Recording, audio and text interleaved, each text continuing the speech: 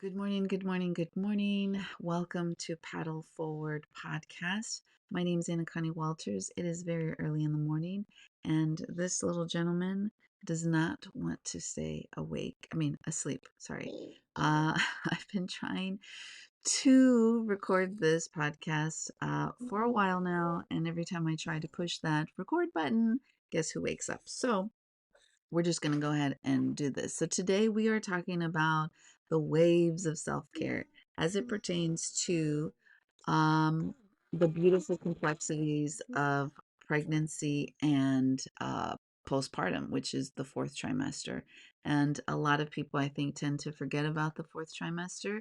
And it really is the essence of self love and learning that it becomes even more vital as our bodies start to undergo this really profound change, and it allows you to help navigate really that emotional roller coaster that can be accompanied with both pregnancy and the postpartum period that we go through. And so, really embracing this mindful approach to self love, it's not just beneficial, it really is essential. It's vital for your holistic well being.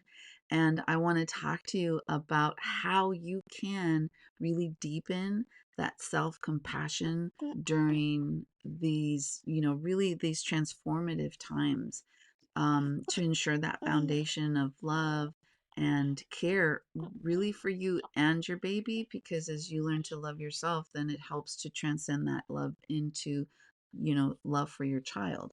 And so, as we start to go into this podcast, I want to give you not just some information on like all the stuff that we probably have heard, but actual actionable steps for each phase, because it really is a journey. And I'm a huge advocate for self love.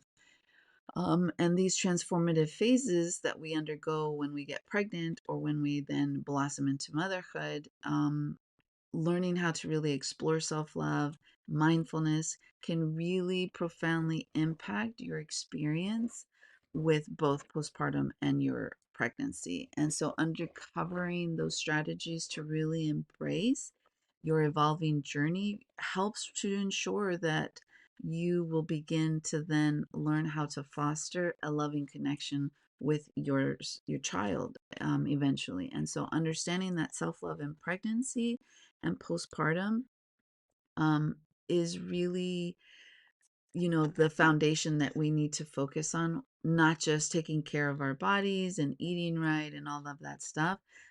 Your body's incredible journey, by you self-loving, you're acknowledging that, and you're, not judging yourself, you're caring for yourself both physically and emotionally. And so you're meeting those needs with kindness. And it's really good to recognize that this time is really both challenging, but it also can be beautiful. And I think that sometimes we confuse that you deserve patience, you deserve love, you deserve support. And as you navigate, pregnancy, it's really important that you kind of surrender yourself to the journey, um, but do it in a mindful way, if that makes sense. And so, why mindfulness is really essential, in, pregnancy and your postpartum phase.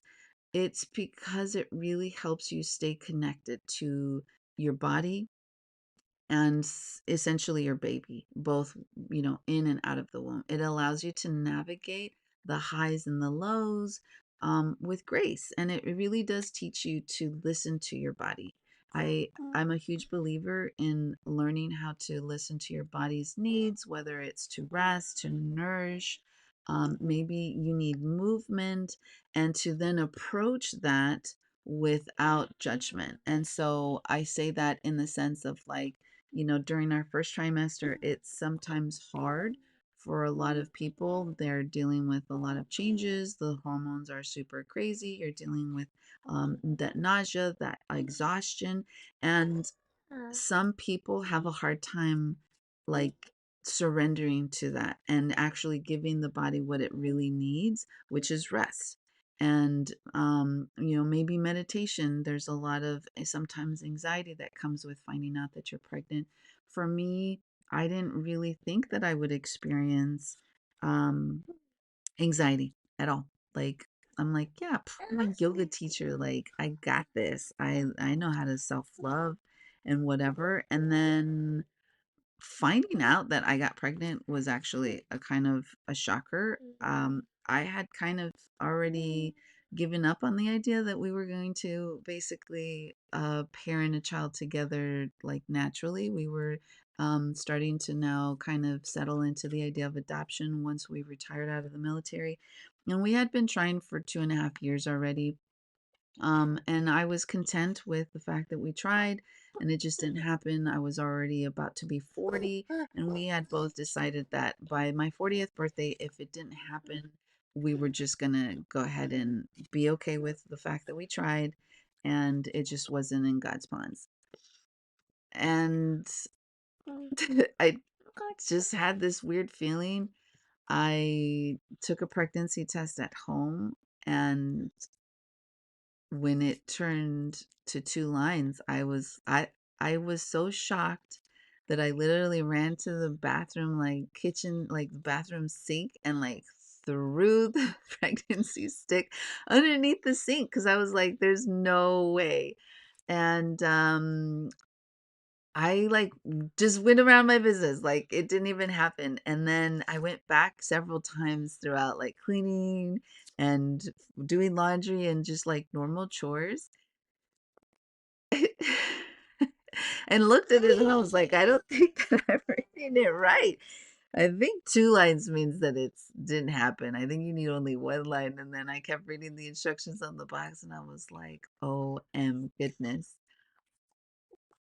I didn't know what to think. And so I made an appointment with the clinic to get a better pregnancy test. And then they sat me down and they're like, really all happy.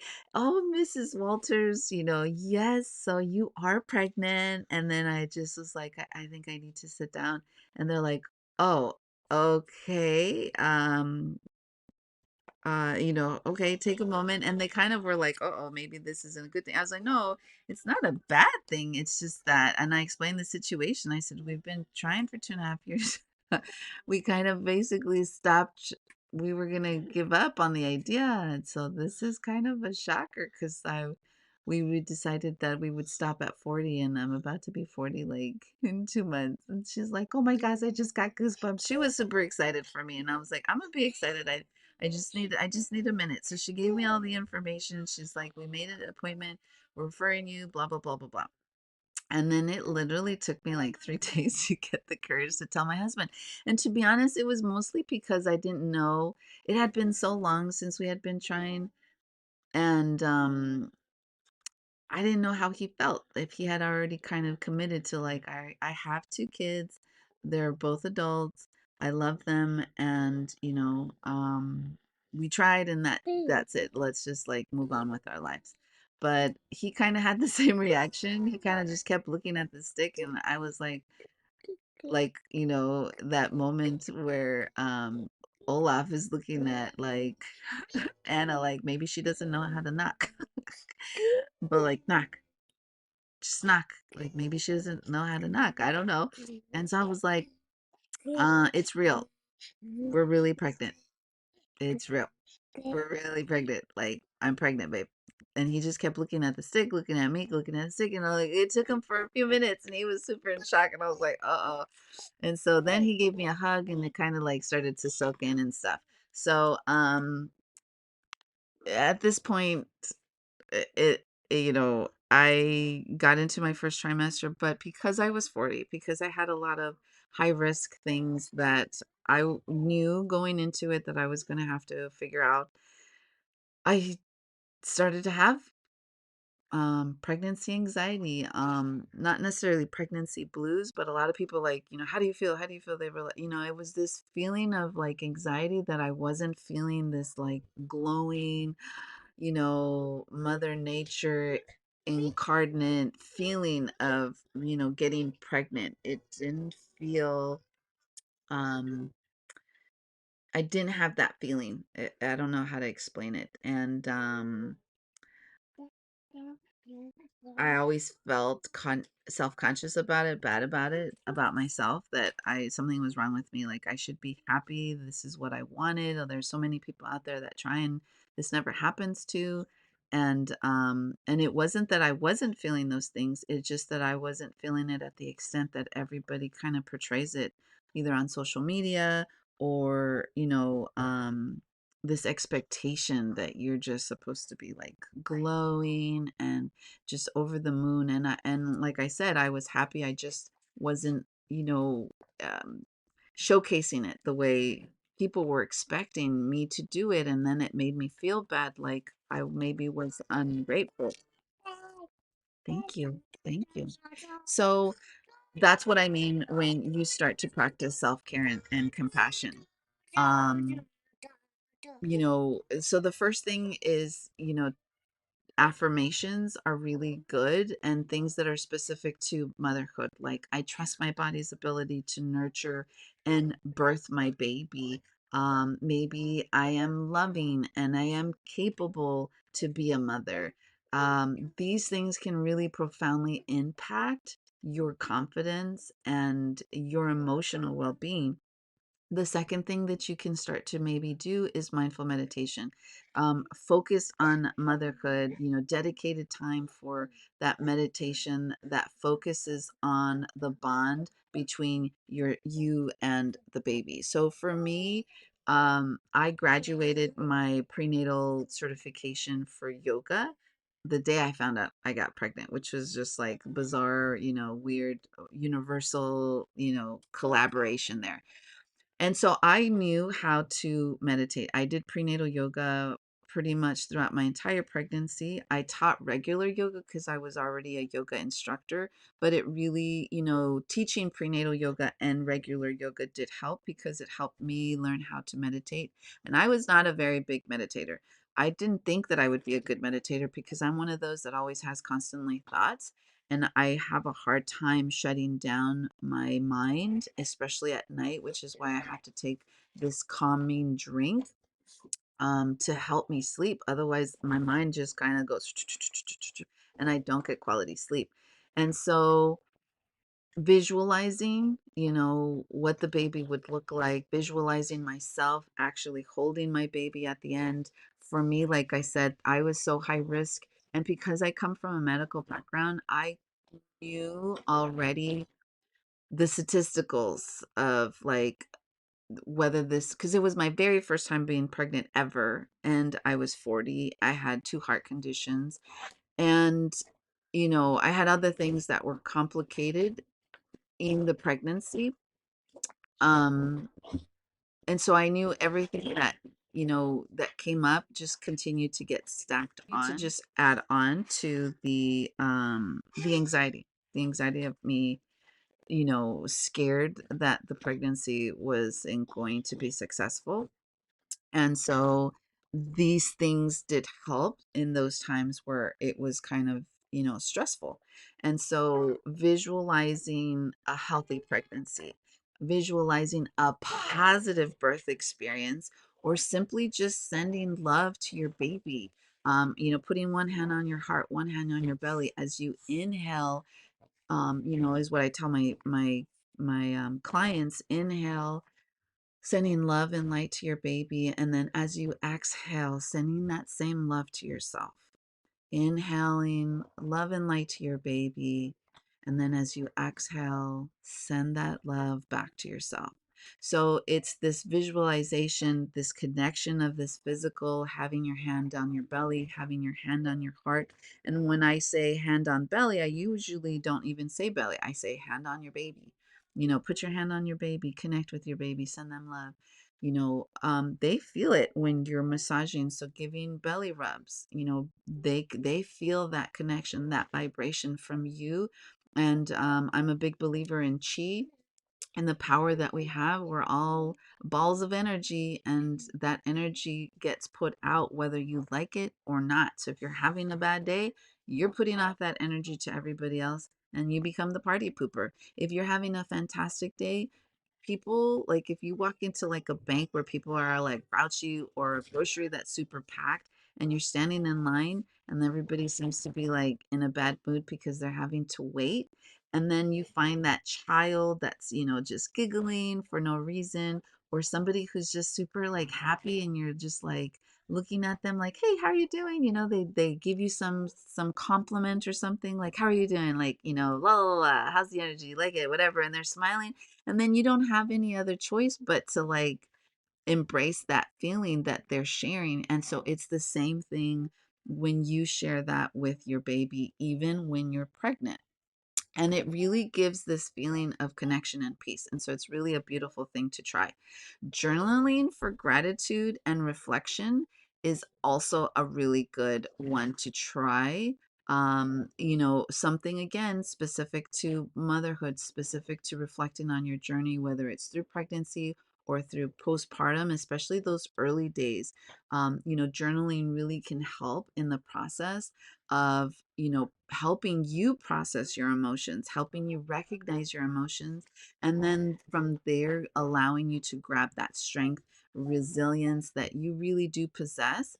It is hard, but take 5 minutes. It doesn't have to be anything, specific, to shift your focus to really the positive aspects of your experience and really help to foster that abundance and joy. So when you're journaling, let's just say you're having a bad day, you're having a bad experience, you're struggling, you're having anxiety, you're having doubts about, you're scared about delivery, whatever it is, that's negative, you write it down because you need to let it go, because if you hold on to it, then it's just going to, harbor inside, and it's just going to stress you out, stress your body out, and you don't want that. So by writing it out, you subconsciously just release it.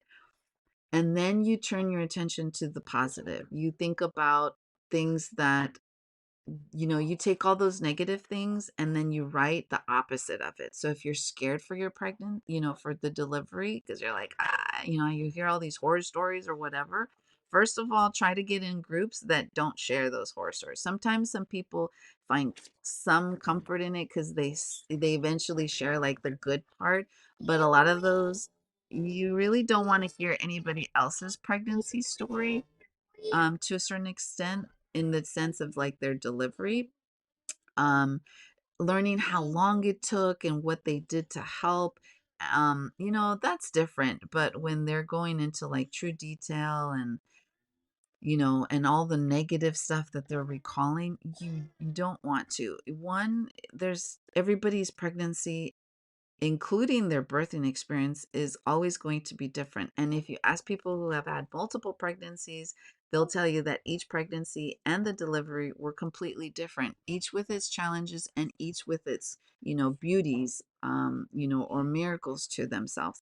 And so let's just say, like, I'm just really, for whatever reason, focused on the fact that I'm really scared about delivering. It's my first time being pregnant, and I just keep, I'm going to these birthing classes, and it's just something that is on my forefront, and I can't help but think about it because it's just, now it's like everywhere.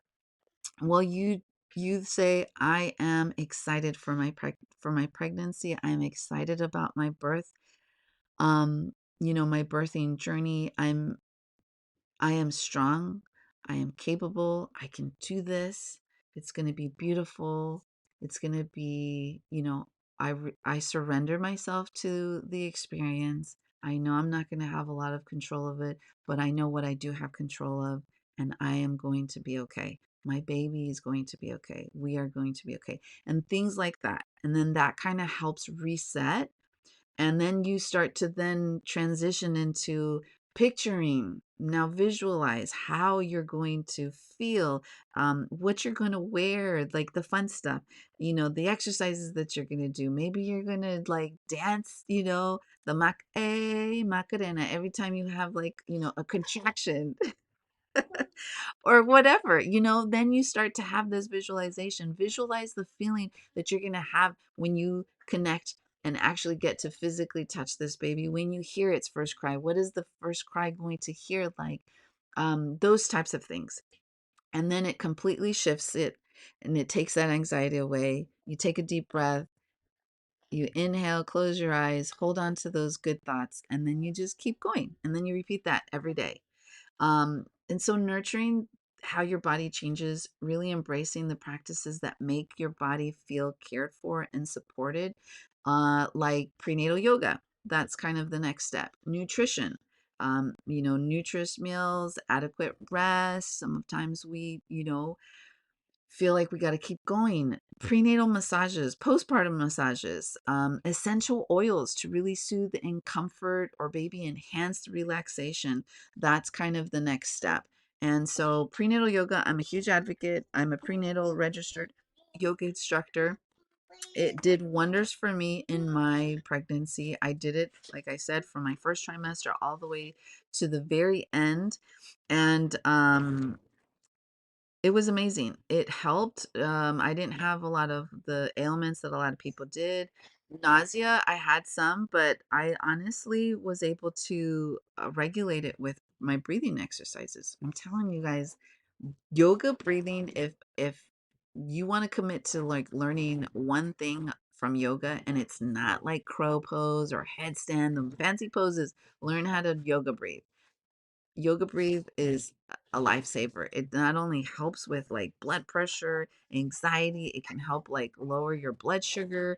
If you're diabetic, there's all kinds of benefits to yoga breathing. And that actually was what helped me when I would get those bouts of nausea. But I also knew that nausea are a huge common reason for getting like nausea during pregnancy, especially in that first trimester, is the regulation of your blood sugar, especially in the morning. And so making sure that I had something to kind of help balance my blood sugars. So like oatmeal was a big thing.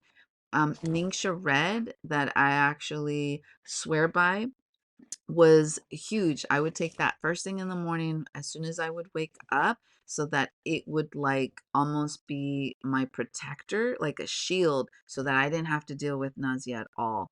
I still had bouts of it. I had these ginger candies, and then I would just deep breathe it out. And then that would be it. I would, go on. And I think that's why sometimes for some people, those, saltine crackers help because again you're eating something and it's just helping balancing out your blood sugars, so something to keep in mind. And then a gentle baby and stress away were two essential oil blends from Young Living that I had on all the time, like I was diffusing in the house. Or joy in a bottle, my best friend during pregnancy. It helped really combat those pregnancy blues, those pregnancy anxieties. And so, to just kind of wrap it up, I just want to make sure that the last thing you do is set boundaries. And it's really for that rest and recovery. It's crucial to set boundaries to allow yourself to rest and recover. I think it was more important postpartum than it was during my pregnancy, but you need to communicate your needs openly with your spouse, whoever your support network is. If you have parents or your best friend who's coming, you have to find time to prioritize your well being and self care. Ensure that you're going to have the energy for your baby. It's hard as enough as it is without being able to take care of yourself. And, those first few weeks, it's really hard, especially if you're a new parent. We didn't have anybody that could come out because we were overseas, and there was you couldn't come into the country. It's still very close to like the COVID era, and even if my family wanted to come, they just weren't allowed.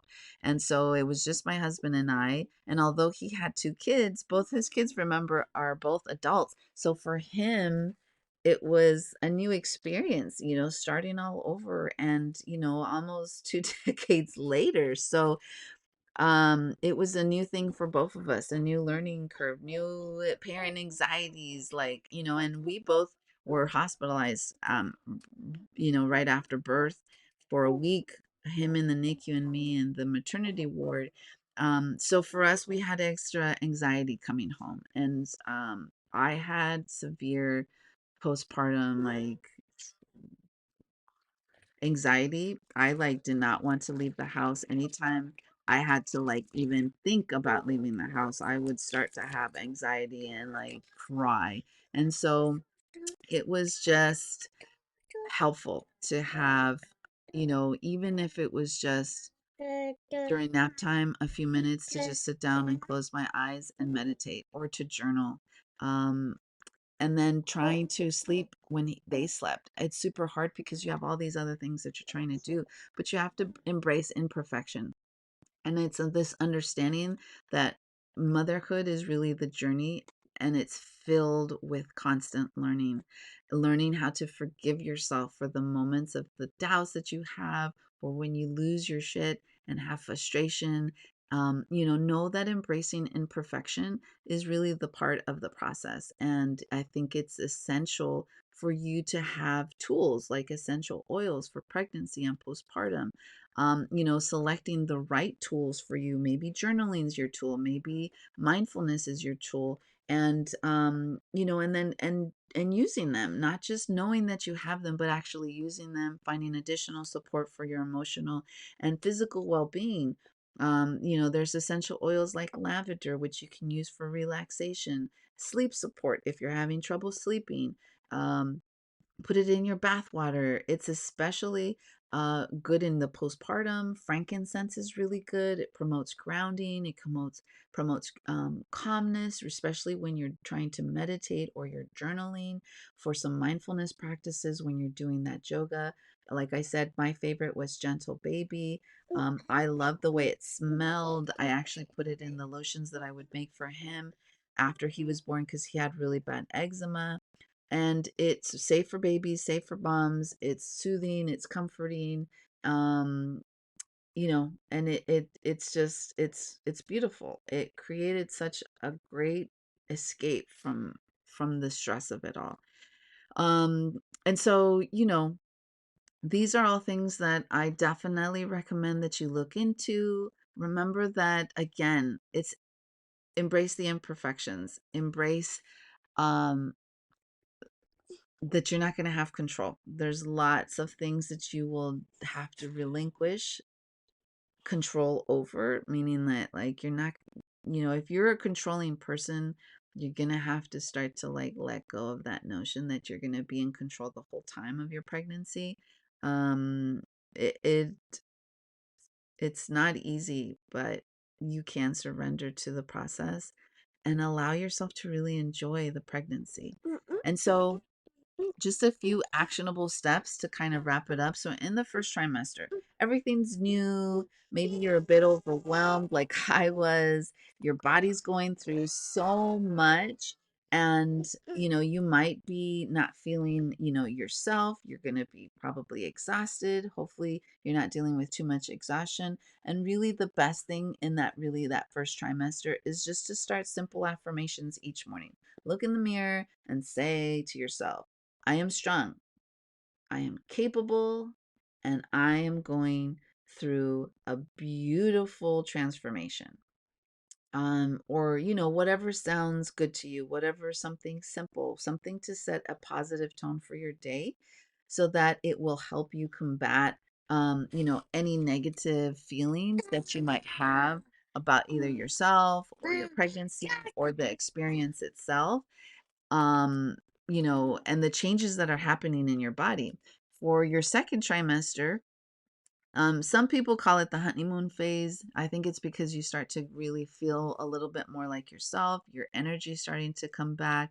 If you were not having a good appetite, your appetite starting to come back. And so you want to dive into maybe some prenatal yoga is what I would recommend. It's amazing for keeping your body strong. It's amazing for helping with flexibility, for helping you prepare the body for the changes that are really going to come, for aches and pains. And it's you time. It's like that self-care without really knowing it. And then the third trimester, which is kind of like your home stretch, you start to really feel the physical demands of the pregnancy. You're starting to carry that extra weight, and everything really starts to be a struggle, from tying your shoes to getting a good night's rest. You're not comfortable, everything feels challenging. And so the best step for, self-care in this is really practicing that mindfulness. Start doing those deep breathing exercises. Breathe, those birthing classes are amazing. It'll help you relax, it'll help you reduce stress. It does help you prepare for labor, because the only thing that you will be able to focus on during your labor is your breath, and it makes a huge, huge difference in your day, in your birthing experiences. And so for your postpartum in those early weeks, it's really just about adjustment. It's about kind of healing and adjusting depending on the type of birth that you had. You're learning how to care for your baby, and you're dealing with, postpartum recovery, whether it was vaginal or maybe you had cesarean. And so set up a support system in advance, or have a postpartum kit at home, whether it's your partner or your family or your friends, letting them know when you need help. Maybe you have a postpartum doula. Don't be afraid to ask for help, with cooking, with meals, with laundry, with chores, just even holding your baby so that you can take a little shower, and then as you get into like your 3 to 6 months, finding, you're starting to find your new rhythm. You kind of have an idea of like what you're doing now, or you're feeling a little bit more like you do. And you're starting to feel a little bit more like yourself. You're starting to bounce back, and your pre-pregnancy body is maybe still not in existence. And so I think the best idea is to throw that idea out the window. I think it's better to focus on nourishing your body with good food and gentle movements to continue postpartum. Yoga, walking, taking walks with your baby, get some outdoor stuff, celebrate small victories, give yourself grace. That's the best thing. Because you have to be this, I think, idea that your body's supposed to just snap back to where it's supposed to be, and you should be grocery shopping and doing all the things that you were doing before you got pregnant, like within 3 months. And it's like, no. In Japan, they take a year. That's how long their maternity leave is. A year, y'all, for them to feel like they're doing anything. And a lot of the women out here, they don't even leave their house until after 6 months. And like I said, I didn't. I didn't leave the house until like my third or fourth month. I've seen people who leave the house with like the 3 weeks old, going grocery shopping, and I'm like, no, why? Like maybe that's their thing, but for all I know, they feel like they have to do that. They feel like that's what they're supposed to be doing, and they're pushing themselves, but inside they're screaming and they're crying. And that's what I don't want for you. I want you to feel comfortable to say, no, I don't want to leave the house. Can you just bring me what I need? Don't feel like you have to stay home if going home, if leaving is not something that you want to do. And learn to navigate the joys and challenges of motherhood. When you're starting to really get into that 6 month old era, they're starting to do fun stuff, and enjoy the process. Take care of yourself, love yourself, carve out time for the things that make you feel like you. It's about, being able to read your body. So whether it's reading, it's crafting, maybe you want to get back into a hobby that you had to give up, or planning a date night, remembering that taking care of yourself is part of taking care of your family or of your baby. There's so many things that go on, and there's so many things that we feel that we have to be responsible for. You need to build the foundation of self-love and respect your body's capabilities, so that you can then reduce the stress and anxiety about the changes that are happening and that will continue to happen, especially with labor and especially in your postpartum period. Um, and so by doing it in the very beginning, especially if you're on your journey into fertility, self-loving, self-compassion, starting it there, so that if you do become pregnant, or maybe your journey into motherhood is going to be, there's other means of having a family that doesn't necessarily, end in an actual pregnancy. And what will be okay for you, and having grace with yourself, Maybe adoption isn't an option. Like, it's not necessarily an option, like physically, like, yeah, you can always apply, but for you, it's just not for you, kind of thing.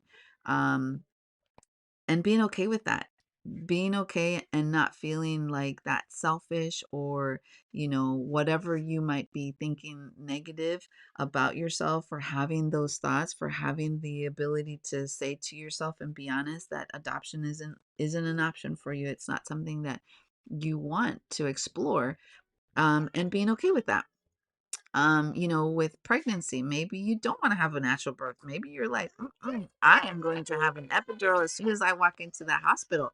That is okay. You do not have to go natural just because that's, like what everybody else is pushing, or that you should feel self-conscious, or that you want to be, you have to be pushy because you want to have a natural birth.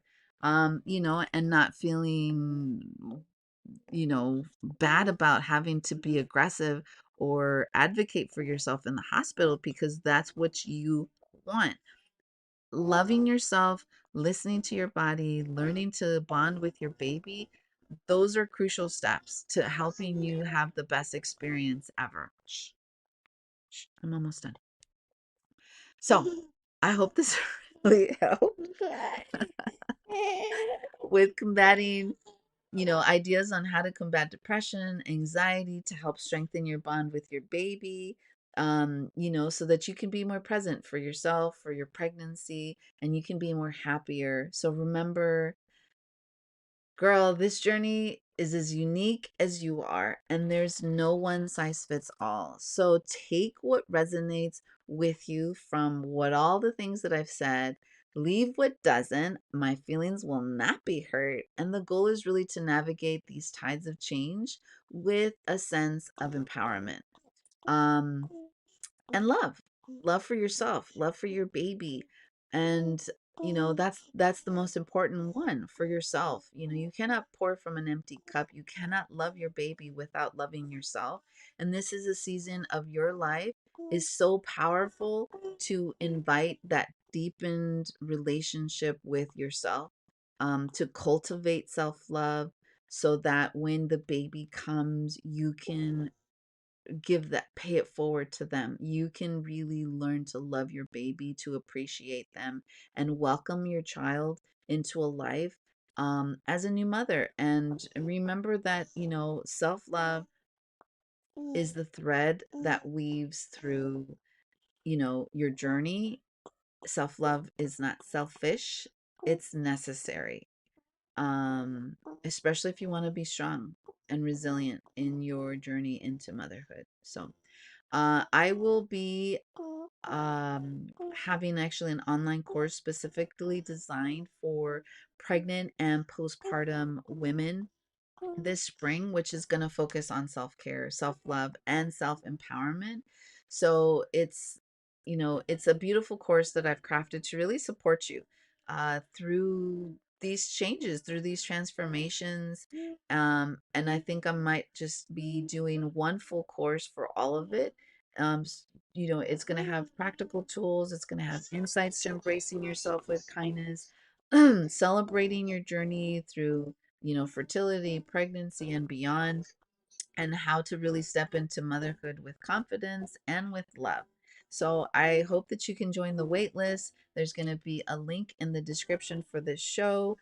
And I hope you love this morning talk. We're going to go ahead and get going with our day, have some breakfast. I'm going to get some coffee.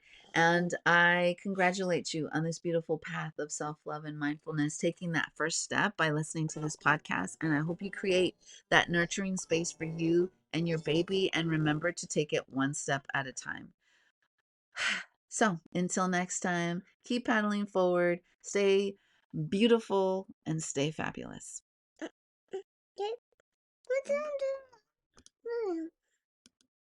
Are you on the path to a more vibrant and fulfilling life? Then don't forget to hit that subscribe button. You have the power to transform your life. Let's start that journey now. Stay inspired, stay motivated, and remember, your journey to a happier, healthier you starts right here. See you in the next video.